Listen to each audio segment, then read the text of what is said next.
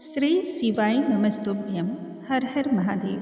नमस्कार दोस्तों, आज के इस वीडियो में हम सुनेंगे सोमवार व्रत की कथा।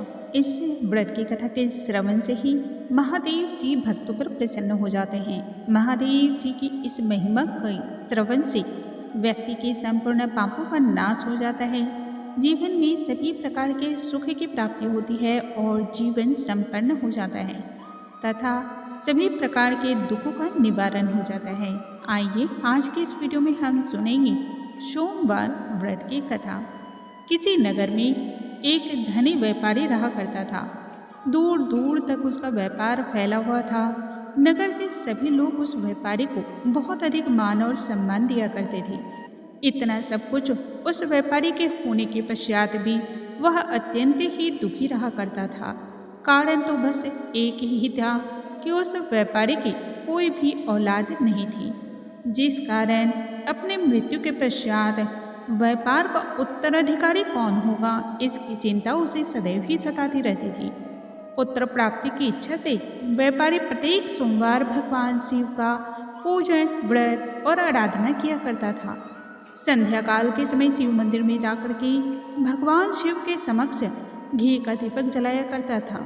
उसकी भक्ति को देखकर माँ पार्वती प्रसन्न हो गई और भगवान शिव से उसने व्यापारी की मनोकामना पूर्ण करने का निवेदन किया। माँ पार्वती ने भगवान शिव से कहा, हे भोलेनाथ, हे देवों के देव, हे अधिपति, आप तो सर्वज्ञाता हैं। उस व्यापारी की मनोकामना क्यों नहीं आप पूर्ण करते हैं? वह आपका अनन्य भक्त है। इस पर भगवान शिव बोले, इस संसार में सबको उसके कर्म के अनुसार ही फल की प्राप्ति होती है। जो प्राणी जैसा कर्म करते हैं उसे वैसा ही फल प्राप्त होता है। शिव जी के द्वारा समझाने के पश्चात भी माँ पार्वती जब नहीं मानी और उस व्यापारी की मनोकामना पूर्ति हेतु बार बार शिव जी से अनुरोध करती रही, तब भगवान शिव को आखिरकार झुकना पड़ा।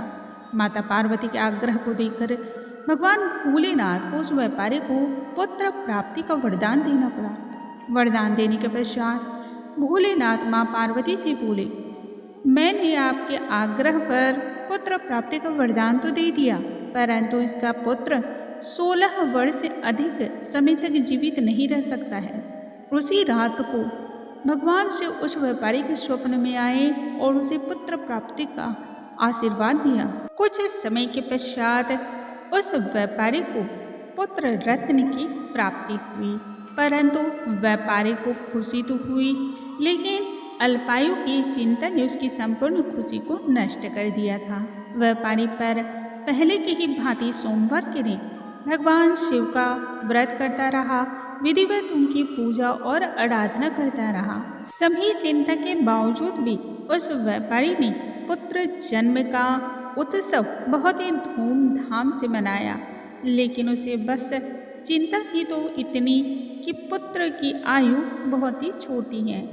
जब उस व्यापारी का पुत्र 12 वर्ष का हुआ, तब व्यापारी ने उसके मामा को बुलाया तथा उससे कहा कि मैं चाहता हूँ कि मेरा पुत्र आगे की शिक्षा प्राप्ति के लिए बनारस जाए, अतः तुम इसे आगे की पढ़ाई के लिए बनारस लेके जाओ। लड़का अपने मामा के साथ शिक्षा प्राप्ति हेतु चल दिया। रास्ते में जहाँ भी मामा भांजे रुके विश्राम के लिए, वहीं पर यज्ञ कराते जाते और ब्राह्मणों को भोजन भी कराते। ऐसा संदेश व्यापारी ने उसके मामा को दिया था। चलते वक्त लंबी यात्रा के बाद मामा और भांजे थक चुके थे और एक नगर में उस समय जा पहुँचे। उस दिन उस नगर के राजा की कन्या का विवाह था, इसलिए पूरी नगर को बहुत ही सुंदर अद्भुत तरीके से सजाया गया था। निश्चित समय पर बारात आई, लेकिन वर का पिता अपने बेटे की एक आंख के काने होने के कारण अत्यधिक चिंता था। उसे इस बात का भय था कि कहीं यह ना पता चले कि लड़का काना है।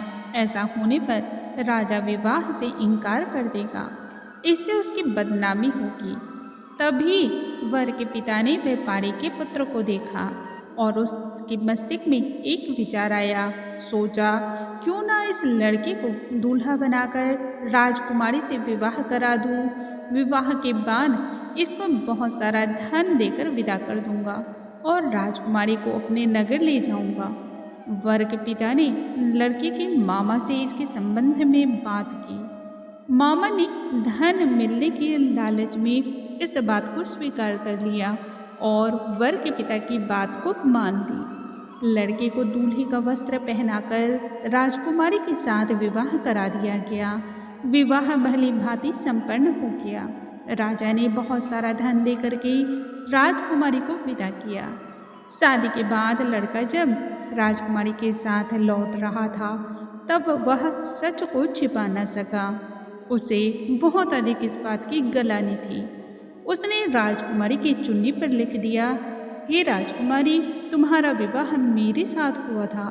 मैं तो बनारस पढ़ने जा रहा हूँ और अब तुम्हें जिस नवयुवक की पत्नी बनना पड़ेगा वह एक आँख से काना है। जब राजकुमारी ने सुबह अपनी चुन्नी पर लिखा हुआ पढ़ा तो उसे काने लड़के के साथ जाने से इनकार कर दिया। राजकुमारी ने यह बात अपने पिता को बताई। राजा को जब इस बात का पता लगा तो उसने राजकुमारी को महल में ही रख लिया। उधर लड़का अपने मामा के साथ वाराणसी पहुंच गया और गुरुकुल में आगे की शिक्षा प्रारंभ की। जब उस लड़के की आयु 16 वर्ष की हुई तो उसने यज्ञ किया, दान पुण्य किए। यज्ञ की समाप्ति पर ब्राह्मणों को भोजन कराया, खूब सारा अन्न और वस्त्र दिया। रात्रि को वह अपने शयन कक्ष में सो गया। भगवान शिव के वरदान के अनुसार शयन अवस्था में ही उसके प्राण उड़ गए। सूर्योदय पर मामा मृत भांजे को देख करके रोने बिलखने लगा। तब आसपास के लोग भी एकत्र हो गए और अपने अपने शोक को प्रकट करने लगे। उसी समय भगवान शिव और माँ पार्वती भी उसी नगरी से गुजर रहे थे। तब उन्होंने मामा के रोने और विलाप करने के स्वर को सुना।